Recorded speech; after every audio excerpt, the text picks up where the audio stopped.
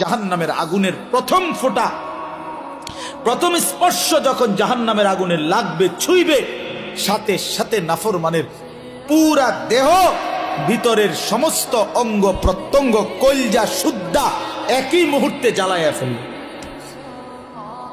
দুনিয়ার আগুন কখনোই এভাবে জ্বলে না। দুনিয়ার আগুন এক সাইড থেকে জ্বলতে থাকে, চেষ্টা করে লাফালাফি করলে, দৌড়ঝাঁপ করলে, ইচ্ছা করলে হয়তো বাঁচানো যায়। এটুকু পুড়ে গেছে, বাকিটা বাইচা গেছে, এটুকু পুড়া গেছে, বাকিটা বাইচা গেছে, আঙ্গুলগুলো পুড়া গেছে, বাকিটা বাইচা গেছে, ঠিক না? দুনিয়ার আগুন এরকম ধীরে ধীরে পড়ে, ধীরে ধীরে ধীরে ধীরে। কিন্তু আল্লাহর কসম, আল্লাহ কোরআনে বলছে, জাহান্নামের আগুন যখন প্রথম সেকেন্ড স্পর্শ করবে, কলজা সুদ্ধা ভেতর বাহির পুরাটা একসাথে প্রথম মুহূর্তেই জ্বালায় ফেলবে। লাভ দিবেন, দৌড়াবেন না। ইন্নাহা আলাইহিম মুসাদা ফি আমাদিম মুমাদ্দাদা।